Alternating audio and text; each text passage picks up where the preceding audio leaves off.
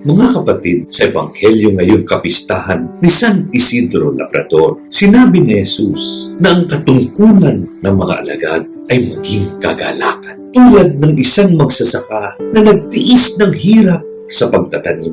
Bago anihin ang bunga, gayon din ng ating pananampalataya. May mga pagsubok, ngunit sa huli ay may gantimpala ng kagalakan mula sa Diyos.